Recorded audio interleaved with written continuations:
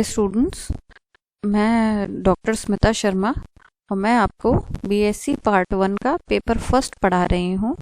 इसके अंतर्गत हमने कुछ यूनिट कर ली हैं। इस पेपर में 3 यूनिट हमने कंप्लीट कर ली और 4th यूनिट का हमने एक चैप्टर कर लिया है।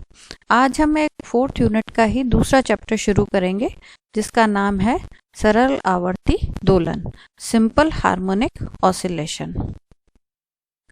तो सिंपल हार्मोनिक ऑसिलेशंस का अध्ययन करने से पहले सबसे पहले जो हम पढ़ेंगे वो है हमारी दोलन गति, ऑसिलेटरी मोशन। तो ऑसिलेटरी मोशन की सबसे पहले हम परिभाषा बात करेंगे। देखो, सिंपल हार्मोनिक ऑसिलेशंस जो हैं वो किसी ऑसिलेटरी मोशन का ही एक स्पेशल टाइप है। तो हम सिंपल हार्मोनिक ऑसिलेशंस को पढ़ने से पहले हम एक जनरल जो गति किस गति के अंतर्गत ये आते हैं उसके बारे में हम जानकारी प्राप्त करेंगे। तो सबसे पहले जो हमारे को पता होना चाहिए वो पता होना चाहिए हमें आवर्ती गति कौन सी होती है। What is a periodic motion. तो आवर्ती गति क्या होती है? जब कोई पिंड एक निश्चित पथ पर निश्चित समय अंतराल पर अपनी गति को दोहराता है तो उस गति को आवर्ती गति कहते हैं। यानी कोई अगर पार्टिकल या कोई भी बॉडी एक डेफिनेट पाथ पे चल रही है for a definite time interval and after definite time interval it repeats its motion, then that motion is called periodic motion. अब इसका एग्जाम्पल क्या हो सकता है? इसका एग्जाम्पल हो सकता है जैसे जो प्लैनेट्स है वो सूरज के चारों तरफ चक्कर लगा रहे हैं, है ना। ग्रह जो है वो सूरज के चारों तरफ चक्कर लगा रहे हैं, चंद्रमा पृथ्वी के चक्कर लगा रहा है, बाकी सैटेलाइट्स जो आर्टिफिशियल सैटेलाइट्स हैं वो चक्कर लगा रहे हैं। घड़ी की सुइयों की गति है वो लगातार वो उसी सेम पाथ को और एक डेफिनेट टाइम इंटरवल निश्चित समय अंतराल पर उस की जो मोशन है वो रिपीटेटिव होती है, रिपीट होती है। इस तरीके की जो मोशन है उसको हम कहते हैं पीरियोडिक मोशन या आवर्ती गति। तो आवर्ती गति में कण या पिंड को एक निश्चित अवस्था से गति प्रारंभ करके उसी अवस्था में पुनः आने में जितना समय लगता है उसे आवर्तकाल कहते हैं। यानी the time taken by a body to the same position from where it had started, then the time lapse between that is known as the time period and it is generally denoted by t. Or for a simple definition we can say that time period is the time taken in one oscillation or one repetitive motion. So this is all about periodic motion। ये सब हमने आवर्ती गति के बारे में अध्ययन कर लिया। अब हम पढ़ेंगे ऑसिलेटरी मोशन। तो यदि कण या पिंड एक निश्चित बिंदु के इर्द गिर्द निश्चित समय में बार बार अपनी गति को दोहराता है तो पिंड या कण की गति को दोलनी गति कहते हैं और ऐसे कण या पिंड को दोलक कहते हैं। अब पीरियोडिक मोशन तो क्या थी? एक डेफिनेट टाइम में वो एक पाथ को ट्रेस करती है और वो एक डेफिनेट टाइम इंटरवल में ट्रेस करती रहती है, कुछ इस तरीके से जैसे कोई पाथ कर रही है। ये तो हमारी है पीरियोडिक मोशन। ऑसिलेटरी मोशन क्या होती है? ऑसिलेटरी मोशन में वो एक डेफिनेट पाथ को तो ट्रेस कर रही है लेकिन वो एक निश्चित बिंदु के इर्द गिर्द निश्चित समय में गति को दोहरा रही है। ये भी दोहराया जा रहा है गति को लेकिन एक बिंदु के इर्द गिर्द दोहराया जा रहा है निश्चित समय में। तो इस प्रकार की जो मोशन होती है वो हमारी ऑसिलेटरी मोशन कहलाती है और जो पार्टिकल इस तरीके की गति करता है उसको हम दोलक कहते हैं या दोलक कहते हैं, उसे ऑसिलेटर कहते हैं। तो इस तरीके की गति किसमें हम देखते हैं? एक तो हमारा है सरल लोलक। लोलक की गति जो है पेंडुलम है, आपके झूले हैं जो एक निश्चित बिंदु के इर्द गिर्द दोलन करते हैं, ठीक है। अगर आपने कोई स्प्रिंग है, स्प्रिंग के अंदर आपने किसी भार को लटका के और स्प्रिंग को खींच के छोड़ दिया तो स्प्रिंग इस तरीके से गति करना शुरू हो जाती है। कोई वाद्य यंत्र है जैसे सितार है, गिटार है, उसमें किसी तार को आपने प्लग करके छोड़ दिया तो उसमें कंपन होते हैं, वो भी एक निश्चित बिंदु के होते हैं। और फिजिक्स के अंदर अगर हम देखें तो सारे के सारे जो एटम्स हैं वो एक लैटिस के अंदर अरेंज्ड होते हैं, और लैटिस के अंदर जो वाइब्रेशंस होते हैं वो भी कुछ इसी तरीके के ऑसिलेटरी मोशन ही होते हैं। अब एक चीज यहाँ पर बहुत मुख्य है जो आपको याद रखनी चाहिए, सभी दोलन गतियां आवर्ती गति होती हैं, परंतु सभी आवर्ती गतियां दोलन गति नहीं हो सकती। ये चीज एक इम्पॉर्टेंट है जो आपको ध्यान रखनी है। यानी क्या हो गया, सभी दोलन गतियां आवर्त गतियां होती हैं, है ना। यानी all oscillatory motions are periodic motion, क्योंकि वो एक निश्चित टाइम के इंटरवल के बाद पाथ को वापस रिपीट करती है। But all periodic motion can not be oscillatory.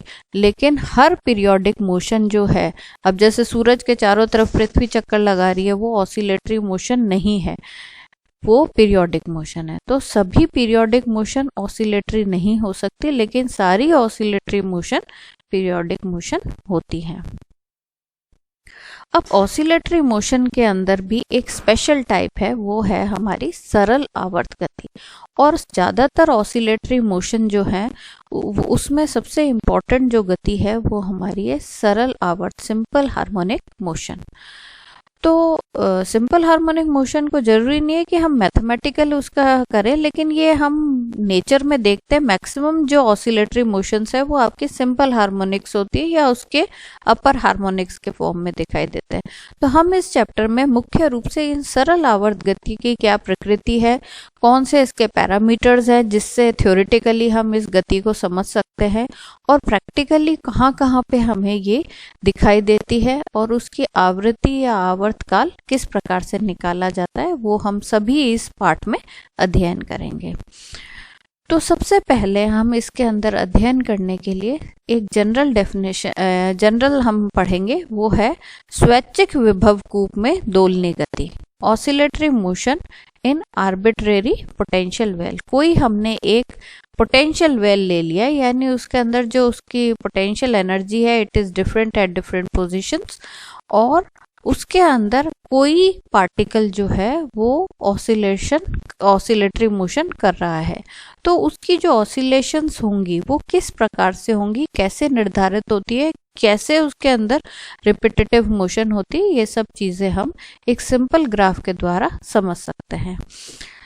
तो हम इसके लिए क्या करेंगे, मैंने क्या कहा है कि एक विभव कूप है। विभव कूप क्या होता है, ऐसा कूप तो हमारे वेल को कहते हैं, पोटेंशियल एक कुएं को कहते हैं, और वो कुआं कैसा होगा जिसमें potential energy at the corners is different in the centre.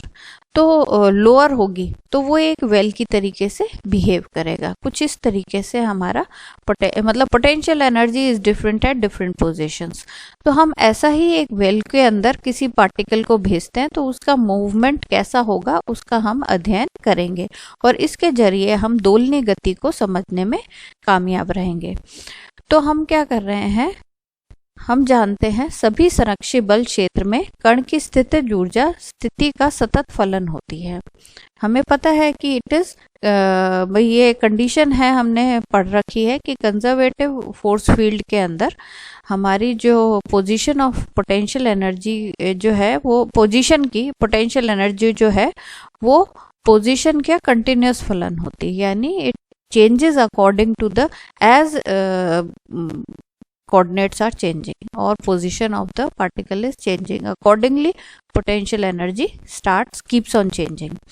तो उस हिसाब से हम u को किसका फंक्शन मान सकते हैं, एक्स वाई जेड का, यानी जहाँ जैसे जैसे उसकी पोजीशन बदलेगी उसकी स्थिति बदलेगी वैसे वैसे पोटेंशियल एनर्जी बदलती जाएगी। ठीक है, तो हमने पोटेंशियल एनर्जी को इस फॉर्म में कर दिया। ये हम इसलिए ले रहे हैं क्योंकि हम क्या डिफाइन करना चाह रहे हैं, पोटेंशियल वेल, और पोटेंशियल वेल हम किससे निर्धारित करते हैं, हमें पोटेंशियल एनर्जी से निर्धारित करते हैं। अब हमारे को पता है कि F और U के बीच में एक निम्न संबंध होता है कि जब भी कोई कण पर F बल कार्यरत होता है तो उसको हम F को minus del U grad U से डिपिक्ट कर सकते हैं। और ग्रेड को अगर हम एक्स वाई जेड की टर्म्स में लिखें तो कुछ इस प्रकार से समीकरण 2 के हिसाब से हम लिख सकते हैं। अब इसके अंदर हम एक बार सरलता के लिए ये मान लेते हैं कि जो कण है वो हमारा केवल एक्स अक्ष की दिशा में ही गतिशील है। तो ऐसी स्थिति में क्या होगा, बल जो होगा वो केवल एक्स दिशा में लगेगा। ऐसी स्थिति में ये जो दोनों पार्ट्स हैं दे विल बिकम 0, ये शून्य हो जाएंगे। तो हमारा जो घटक है वो केवल एक्स दिशा का जो घटक है वो ही कामयाब होगा। और एक्स दिशा का घटक क्या है, एफ का एक्स दिशा का घटक अगर हम एफ एक्स माने तो वो किसके बराबर होगा, minus del u by del x. I simply represents the direction, I cap जो है वो दिशा को बता रहा है और इसका जो घटक है वो हमारा del u by del x with minus sign होता है ना। अच्छा, अब हम क्या कर रहे हैं, ये हमने कह लिया कि कोई कण केवल एक्स दिशा में चल रहा है और उसके ऊपर इतना बल कार्यरत है। अब हम क्या कर रहे हैं, कोई एक पिंड ले लेते हैं और उसके जैसे जैसे हमने डिस्प्लेसमेंट किया, उसके अंदर जैसे जैसे विस्थापन किया, वैसे वैसे उसकी पोटेंशियल एनर्जी या स्थितिज ऊर्जा में जो भी परिवर्तन है उसको हम नोट करते चले गए। और फिर हमने एक ग्राफ खींचा। तो हम ग्राफ जो है हमारा कुछ ऐसे आएगा। तो हमने क्या करा, किसी पॉइंट के अबाउट हमने एक ग्राफ बनाया, ठीक है। तो ये ग्राफ मैंने एक जनरल ग्राफ ले लिया। कोई एक पार्टिकल चल रहा है और उसका पोजीशन डिस्प्लेसमेंट के साथ उसकी पोटेंशियल एनर्जी ऐसे वेरी कर रही है। तो ये मैंने एक रैंडम ग्राफ लिया जिसको हमारे को समझने के लिए 1 बाय 1 हम इस ग्राफ के विभिन्न बिंदुओं को समझेंगे, ठीक है। तो इसके अंदर अगर हम देखें तो यहाँ पर जो अगर हम इस ग्राफ के अंदर स्पर्श रेखा खींचे तो वो क्या होगा, एक मिनट, इसमें आरेख पर किसी बिंदु पर खींची गई स्पर्श रेखा की प्रवणता। अब देखो ये u और x के मध्य ग्राफ है, तो कहीं पर भी अगर हम टेंजेंट ड्रॉ करेंगे, कहीं भी अगर हम स्पर्श रेखा खींचेंगे तो वो इस वक्र के ढाल को बताएगी, स्लोप को बताएगी या प्रवणता को बताएगी। और वो क्या होगा, del u by del x होगा। और del u by del x क्या है, बल के परिमाण को प्रदर्शित करता है, यानी फोर्स किस डायरेक्शन में लग रहा है उस चीज को दिखा सकता है। अब अगर हम इसमें देखें, अतः स्थितिज ऊर्जा वक्र के उच्चिष्ट या निम्निष्ट बिंदु PQRS पर खींची गई स्पर्श रेखा x अक्ष के समानांतर होने के कारण इन बिंदुओं पर del u by del x या बल F का मान 0 होगा। अब क्या कह रही हूं मैं ये कह रही हूं कि किसी भी जगह पर अगर मैं टेंजेंट खींचती हूँ इस पूरे ग्राफ में, तो वो टेंजेंट क्या डिनोट करता है, del u by del x को डिनोट करता है। और del u by del x किसके बराबर होता है, बल के कण पर लगने वाले बल के परिमाण के बराबर होता है, ठीक है। तो हर जगह पर हम बल निकाल सकते हैं। अब उनमें से इस पूरे ग्राफ में से मैं इन बिंदुओं को देखती हूँ, कौन से बिंदुओं को, P, Q, R और S। अब इस पर जब हम टेंजेंट ड्रॉ करते हैं तो वो टेंजेंट क्या होगी, it is parallel to x axis, वो एक्स एक्सिस के पैरेलल आएगी, ये सीधी नहीं बनी, ठीक है। ऐसे ही यहाँ पर हमने कर लिया, ये देखो सीधी लाइन नहीं खींच पा रही मेरे से। ऐसे ही यहाँ पर जो है it will also be parallel to, यहाँ पर भी पैरेलल है। तो जब पैरेलल हो जाएगी एक्स एक्सिस के, then del u by del x will be 0, so no force will be acting at these position. तो PQRS बिंदु कौन से हो गए, जिस इन बिंदुओं पर बल का मान 0 होगा। तो ये बिंदु जो है वो हमारे क्या कहलाते हैं, संतुलन स्थिति या इक्विलिब्रियम पोजीशन कहलाता है। तो कण की इन स्थितियों को संतुलन स्थिति कहते हैं। अब हम क्या करेंगे, ये संतुलन स्थिति है। अब हम क्या कर रहे हैं, सबसे पहले हम इन दो बिंदुओं को देखेंगे।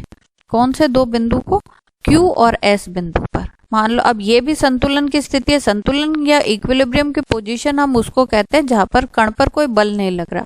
बल नहीं लग रहा तो वो उस पोजीशन में बैठा है तो वो वहीं बैठा रहेगा, अपने आप हिलेगा नहीं, है ना।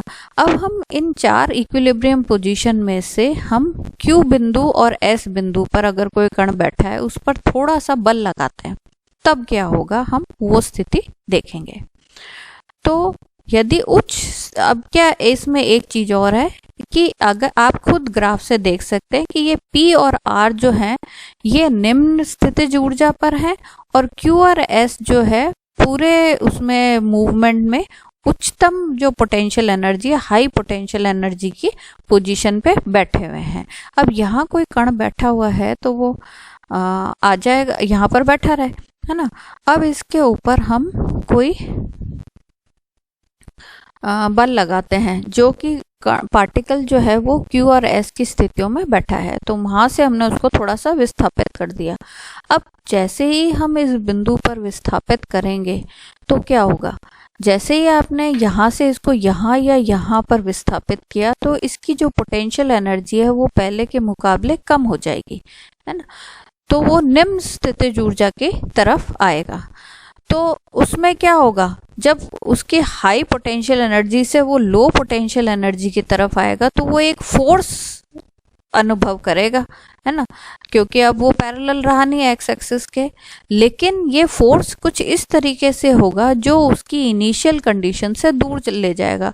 क्यों? क्योंकि आपको पता है हमेशा लोअर एनर्जी स्टेट की तरफ पार्टिकल मूव करता है। तो इस कारण से क्या होगा कि जब भी एक बल लगेगा तो वो उसको Q बिंदु से दूर लेकर जाएगा, चाहे इधर ले जाए चाहे इधर ले जाए।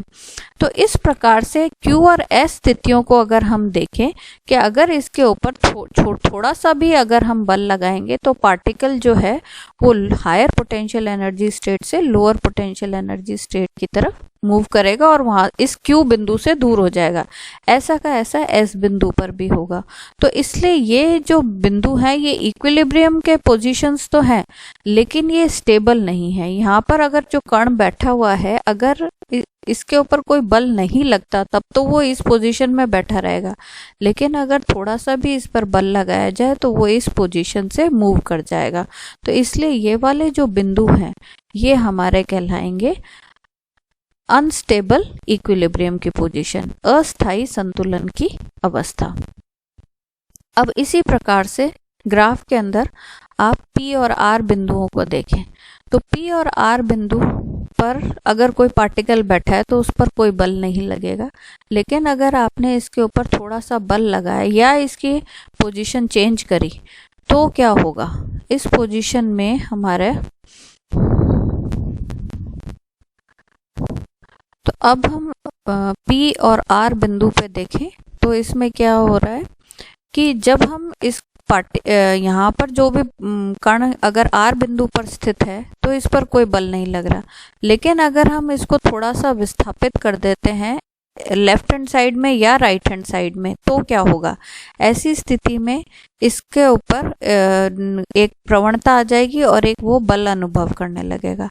लेकिन वो बल जो है उसके कारण क्या होगा, ये लोअर पोटेंशियल एनर्जी स्टेट से हायर पोटेंशियल एनर्जी की तरफ चल जाएगा, यानी निम्न स्थितिज ऊर्जा से उच्च स्थितिज ऊर्जा की ओर चलेगा, चाहे वो इस तरफ चले चाहे इस तरफ चले।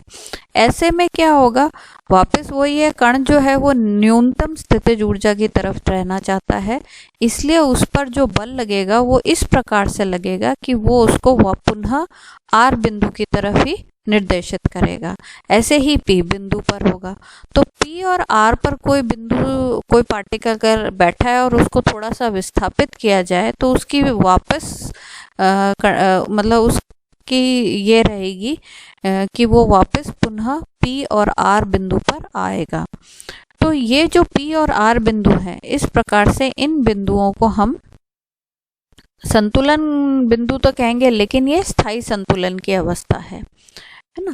तो इसके अंदर अगर हम एक तरफ ले जाएं तो हमेशा जो बल है वो ऋणात्मक minus del u by del x के फॉर्म में लगेगा, जो उसको प्रारंभिक अवस्था में लाने का प्रयास करेगा। तो तो ये जो बिंदु हैं ये हमारे स्थायी संतुलन की अवस्था हो गई। अगर हम इसके ऊपर बल लगा के हम इसको एक बार विस्थापित करेंगे तो भी वो पुनः उच्च स्थितिज ऊर्जा से निम्न स्थितिज ऊर्जा की तरफ आएगा जब उसका जो P बिंदु है। लेकिन अब इसमें क्या होगा, निम्न स्थितिज ऊर्जा की तरफ आएगा, बिंदु P पर की तरफ बढ़ना शुरू हो जाएगा। लेकिन अब क्या होगा, इसके अंदर जब हमने उसको विस्थापित कर दिया तो अब इसमें एक नई चीज और हो जाएगी। जब हमने उसको अपनी पोजीशन से थोड़ा सा विस्थापित किया तो उस पर एक बल लगने लगा जो उसको वापस उसकी ओरिजिनल पोजीशन पर लेकर आएगा। लेकिन इस प्रक्रिया में क्या था कि इसकी स्थितिज ऊर्जा जो है उच्च स्थितिज ऊर्जा थी, धीरे धीरे स्थितिज ऊर्जा उसकी पुनः कम होते होते होती चली जाएगी। लेकिन वो स्थितिज ऊर्जा में जो परिवर्तन है उसके कारण उसकी गतिज ऊर्जा बढ़ती चली जाती है, उसकी काइनेटिक एनर्जी इंक्रीज होना शुरू हो जाती है। तो जब वो बिंदु P पर आता है तब तक उसमें गतिज ऊर्जा में काफी वृद्धि हो चुकी होती है। तो इस कारण से वह P बिंदु पर आकर रुकेगा नहीं, वो आगे बढ़ जाएगा और तब तक चलता रहेगा जब तक कि गतिज ऊर्जा उसकी पुनः शून्य नहीं हो जाती। लेकिन गतिज ऊर्जा जैसे जैसे शून्य होती है वो पार्टिकल वापस हायर पोटेंशियल एनर्जी पर चला जाता है उच्च स्थितिज ऊर्जा की तरफ, तो उसमें वापस हाई पोटेंशियल एनर्जी आ जाती है। एक पोजीशन पर आकर गतिज ऊर्जा जब शून्य होती है वहीं से पार्टिकल वापस अपनी इक्विलिब्रियम पोजीशन यानी P बिंदु की तरफ चलने का प्रयास करता है, बल उसको वापस P की तरफ धकेलता है और पुनः यह प्रक्रिया होती है कि उसकी उच्च स्थितिज ऊर्जा निम्न स्थितिज ऊर्जा की तरफ आती है। लेकिन इस प्रक्रिया में पुनः गतिज ऊर्जा बढ़ जाती है और वह बिंदु P पर आकर रुकता नहीं है, वो फिर आगे निकल जाता है और इस तरीके से ये एक ऑसिलेटरी मोशन करने लगता है, दोलन गति करने लगता है। उसकी धीरे धीरे उसकी जो ऊर्जा है वो वातावरण में फ्रिक्शन या किसी अन्य बलों के कारण डिसिपेट होती रहती है और पुनः कुछ समय पश्चात वह बिंदु P पर आकर रुक जाता है। तो वो लौट के हमेशा बिंदु P पर ही आता है, इसलिए ये बिंदु आपका स्टेबल इक्विलिब्रियम की स्थिति है। और ये इस तरीके से पार्टिकल का इस स्थिति में ट्रैप हो जाना हमारा एक परिबद्ध क्षेत्र निर्मित करता है और इस परिबद्ध क्षेत्र को हम कहते हैं पोटेंशियल वेल, विभव कूप। ये देखो इसका फॉर्म अगर हम देखें तो ये भी एक वेल के फॉर्म में आपको दिखाई दे रहा है। तो ये ए से बी तक का जो क्षेत्र है ये एक रेस्ट्रिक्टेड एरिया हो गया जिसके अंदर पार्टिकल ट्रैप होकर रह जाता है जब तक कि उसको एक्सेस फोर्स ना मिले इस वेल से बाहर निकलने के लिए। विभव कूप के अब इसमें एक चीज और है जो हम डिफाइन करेंगे, वो है बंधन ऊर्जा।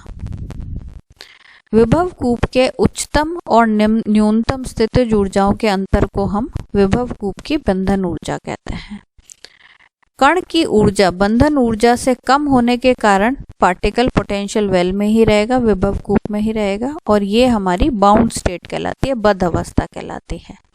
लेकिन अगर हमने इसकी जो बंधन ऊर्जा है उससे ज्यादा ऊर्जा दे दी तो वो इस पोटेंशियल वेल को छोड़ के बाहर निकल जाता है। अब इसको अगर हम इस जो आपकी जो मूवमेंट है या ऑसिलेटरी मोशन है उसको अगर इक्वेशन के फॉर्म में लिखें तो हम उसको पोटेंशियल एनर्जी जो है उसको डिस्प्लेसमेंट के टर्म्स में हम टेलर सीरीज एक्सपेंशन थ्योरम द्वारा व्यक्त कर सकते हैं। तो टेलर श्रेणी विस्तारण प्रमेय के अनुसार x पर जो स्थितिज ऊर्जा है उसको निम्न प्रकार से लिखा जा सकता है, ux बराबर ux not plus del u by del x at x not x minus x not plus del square u upon del x square at x not x minus x not whole square upon factorial 2 and so on. If we and so on, here also it is written in terms of cubical terms. तो यहाँ पर ux not del u by del x del square u by del x square आदि के मान x बराबर x not पर प्रयुक्त होते हैं। ये हम पहले ऊपर एक समीकरण में देख भी चुके हैं। स्थायी संतुलन बिंदु P के लिए आवश्यक है कि P पर स्थितिज ऊर्जा सबसे कम होनी चाहिए, न्यूनतम होनी चाहिए, और स्थितिज ऊर्जा विस्थापन के आरेख की वक्रता त्रिज्या जो है रेडियस ऑफ कर्वेचर वो हमारा पॉजिटिव होना चाहिए। तो हमारा क्या हो जाएगा, यू एक्स नॉट बराबर minimum del u by del x at x naught should be 0 and del square u by del x square should be positive। और इसी प्रकार से हायर टर्म्स को भी k1 k2 के फॉर्म में लिख सकते हैं। तो ये पॉजिटिव टर्म को हमने k के फॉर्म में रिप्रेजेंट करा और फर्दर हायर टर्म्स को k1 k2 के फॉर्म में रिप्रेजेंट करा है। तो जो उपरोक्त आपके टेलर सीरीज है उसको हम इस रूप में भी लिख सकते हैं, यू एक्स बराबर u x not plus half के एक्स माइनस एक्स नॉट का whole square plus 1/6 k1 x minus x not का whole cube and so on. तो इस समीकरण के फॉर्म में भी हम लिख सकते हैं।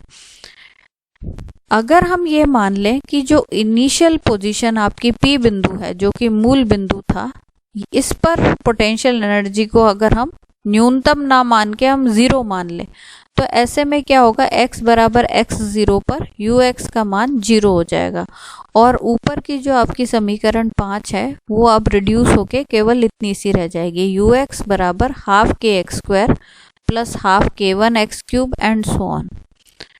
अगर हम हायर टर्म्स को निगलेक्ट करें तो विस्थापन अगर बहुत छोटा है तो हम हायर टर्म्स को निगलेक्ट कर सकते हैं। ऐसी स्थिति में ux को हम लिख सकते हैं हाफ के एक्स स्क्वायर के फॉर्म में। अब अगर हम इसी से बल निकालना चाहें तो बल होगा हमारा minus del u by del x, तो बल आ जाएगा minus k x minus half k1 x square. इसके अंदर भी उच्च घातों को अगर हम निगलेक्ट कर दें तो हमारे पास f का मान आ जाता है माइनस के एक्स के बराबर। साथ ही हमने इस ग्राफ में एक चीज और देखी है कि u और x में खींचा गया जो आरेख है वो परवलयीय प्रकृति का है, it is parabolic in nature, और कण पर कार्यरत बल विस्थापन के अनुक्रमानुपाती होता है। ये तो हमने इक्वेशन में भी देख लिया कि force is directly proportional to x, लेकिन जो ये परवलयीय विभव कूप में कण की जो तोलनी गति है वो सरल आवर्ती गति होती है। इसलिए हम ये कह सकते हैं कि कोई भी अगर किसी पोटेंशियल वेल के अंदर स्मॉल डिस्प्लेसमेंट है, लघु विस्थापनों में जो ऑसिलेटरी मोशन है उसको हम सरल आवर्त गति मान सकते हैं। तो कोई भी आपके पास पोटेंशियल वेल किसी भी फॉर्म का हो, किसी भी आकृति का हो, अगर बहुत स्मॉल डिस्प्लेसमेंट है तो उसके अंदर जो पार्टिकल की जो मूवमेंट है उसको हम सिंपल हार्मोनिक मोशन के फॉर्म में मान सकते हैं। तो ये सब चीज़ें हमने एक पोटेंशियल एनर्जी वर्सेस डिस्प्लेसमेंट का जो ग्राफ था उसका अध्ययन किया। अब हम नेक्स्ट उसमें सरल आवर्ती मोशन क्या होती है और उससे संबंधित समीकरणें कैसे निकाली जाती है उसका अध्ययन करेंगे। धन्यवाद।